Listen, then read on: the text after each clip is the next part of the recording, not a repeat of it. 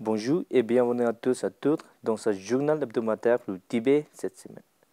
Je suis Pema Tsewang avec une nouvelle édition d'actualité sur le Tibet, sa sainteté, le Dalai Lama et l'administration centrale tibétaine. Voici les titres de cette semaine. Sa sainteté, le Dalai Lama assiste à la cérémonie de prière de longue vie offerte par les habitants de Kinor. La Chine emprisonne un dénonciateur tibétain pendant 8 mois pour avoir protesté contre l'extraction illégale de sable en Napa. Sejong Pemba Tsering en visite officielle aux États-Unis. Sejong Pemba Tsering assiste à la cérémonie de clôture du Festival des artistes tibétains. Début du symposium sur l'amélioration de l'éducation scolaire tibétaine à Dharamshala. La situation critique de l'enseignement au Tibet est évoquée lors du 17e Forum des Nations Unies sur la question relative aux minorités. Les jeunes Tibétains se réunissent à Stockholm pour la réunion stratégique du VETAC en Europe. Kyabje Kundeling Rinpoche participe en tant que représentant du bouddhisme tibétain à la conférence mondiale interreligieuse du Vatican.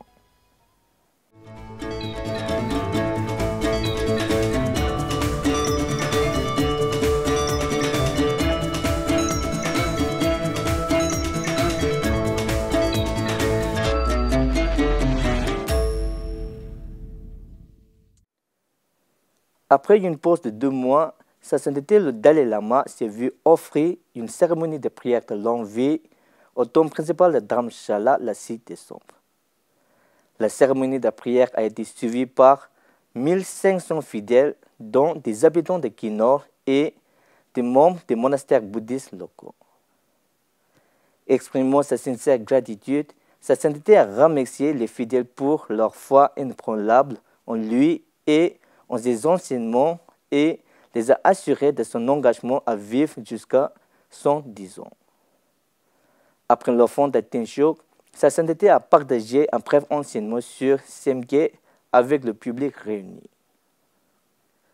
Selon le Centre tibétain pour les droits de l'homme et la démocratie, Tsongon Tsering, un Tibétain du village de Tseruma à Krakok, dont la province de Sichuan, a été condamné à 8 mois de prison pour perturbation de l'ordre social.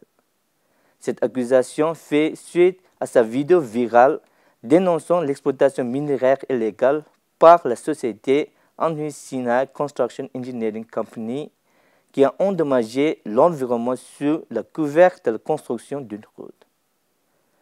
La vidéo de Tsering, publiée le 14 octobre, condamnait une plante sous son renom montrant sa carte d'identité et détailler les activités de l'entreprise. Son arrestation est intervenue après que la vidéo a attiré l'attention, incitant les autorités locales à la convoquer et à la placer en détention. Malgré les plaintes déposées par les villageois auprès de plusieurs agences gouvernementales, aucune mesure significative n'a été prise. Bien que les autorités aient reconnu l'exploitation illégale de sable par l'entreprise et aient déclaré imposer des amendes, les dégâts n'ont toujours pas été réparés. Tsering est actuellement détenu dans la prison du comté de Guangzhou sans que sa famille puisse le contacter, ce qui suscite des inquiétudes quant à sa sécurité et à ses droits. Le 5 décembre, le cabinet a annoncé la prochaine visite officielle de Sejong Pemba Tsering aux États-Unis, prévue du 5 au 23 décembre. Son itinéraire prévoit des étapes à Washington DC, Philadelphie, New York, Denver, Nouveau-Mexique, Utah, Portland, Seattle et San Francisco. Pour savoir plus sur la visite de Sejong, rendez-vous sur notre chaîne. En début de semaine, Sejong a rencontré l'acteur et réalisateur oscarisé Forest Whitaker en visite à Dharamshala. L'acteur a visité l'administration centrale tibétaine au secrétariat du Kachak pour une brève discussion sur le Tibet avec Sejong. Le lendemain, Forest Whitaker et sa fille ont eu une brève audience avec Sa Sainteté le Dalai Lama dans sa résidence.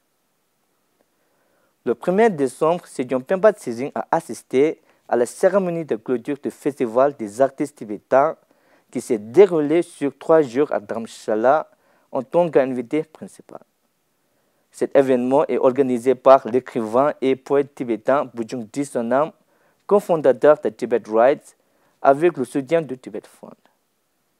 Ce festival rend hommage à la contribution inestimable des artistes, qu'ils soient écrivains ou musiciens, qui partagent les histoires du Tibet avec le monde entier.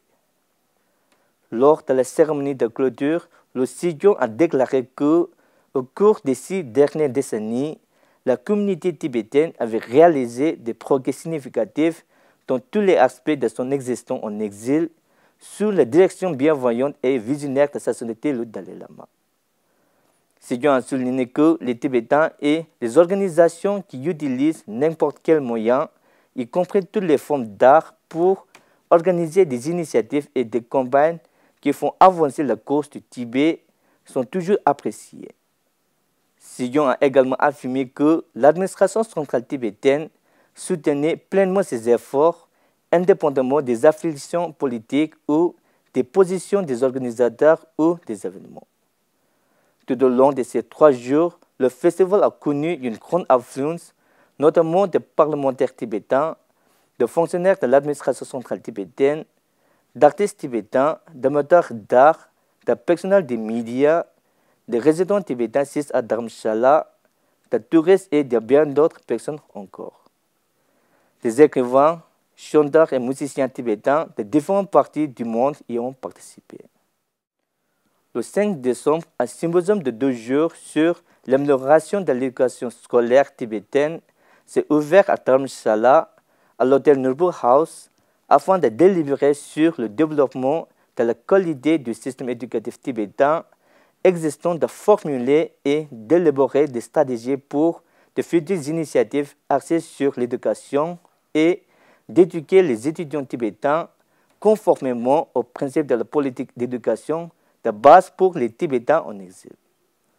L'invité principal, le professeur vénérable Sangdong Rinpoche, ancien canonnier Tibet de l'administration centrale tibétaine, a participé à la cérémonie d'ouverture du symposium en compagnie de la ministre Thalam Troma Changda et du secrétaire Jimé Namgyé du département de l'éducation. La ministre Thalam Troma Changda a présenté les principales responsabilités du département de l'éducation en soulignant les visites d'évaluation effectuées dans les écoles tibétaines début 2019 afin d'identifier et de corriger les failles du système. Elle s'est dit préoccupée par 2 problèmes majeurs, la baisse du nombre d'élèves dans les écoles tibétaines et le nombre croissant d'enfants tibétains ayant des besoins spéciaux.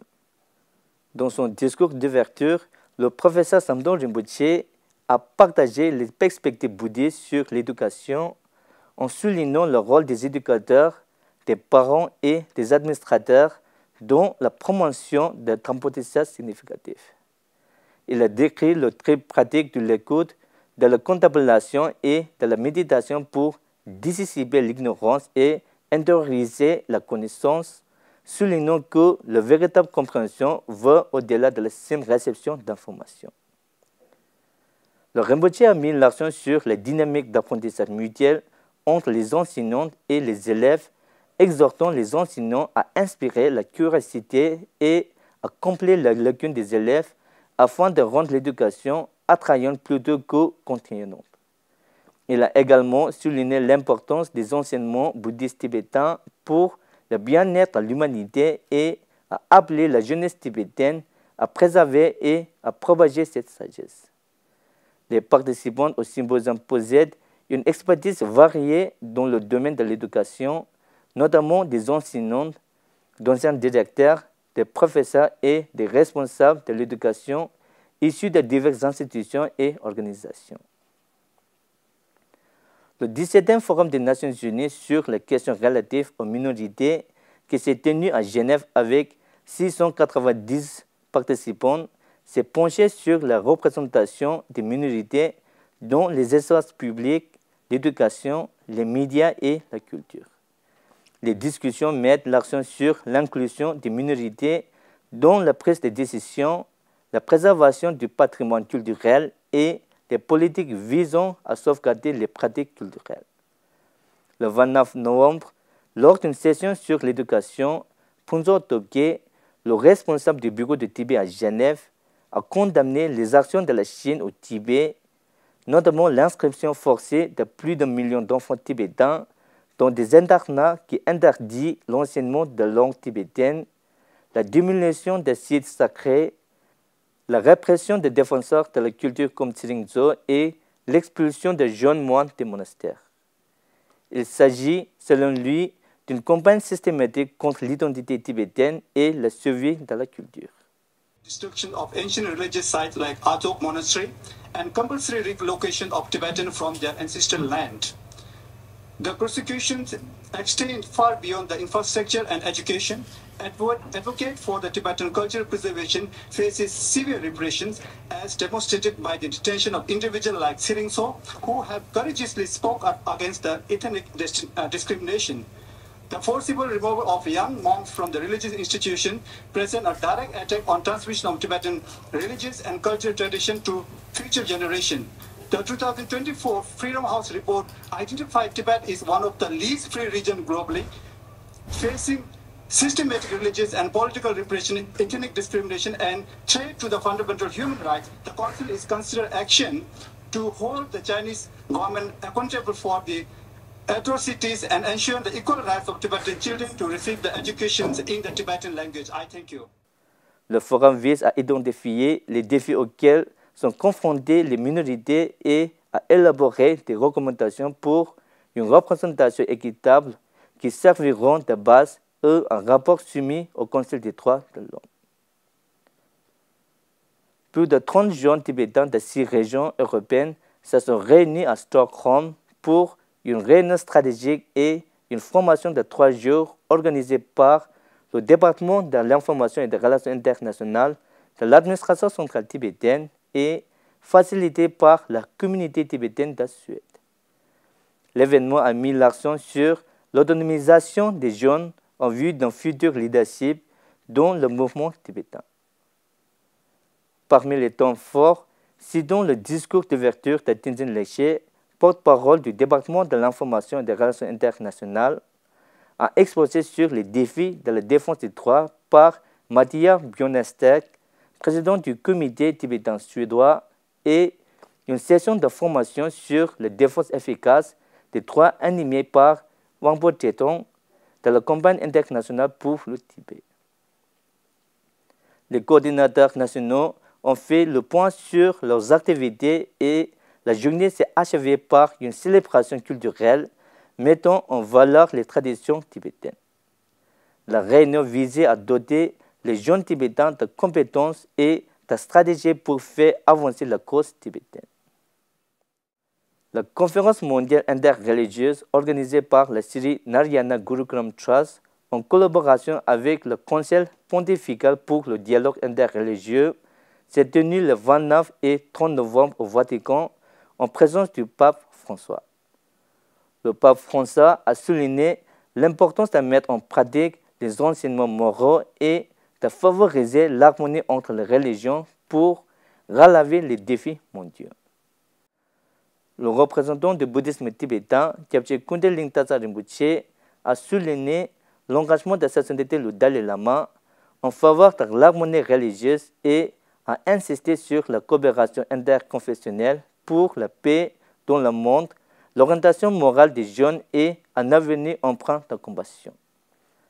Le Rinpoche a présenté un livre du Dalai Lama au pape et a été invité à une conférence religieuse en Angleterre. C'est tout pour cette semaine. Merci d'avoir suivi. À la semaine prochaine.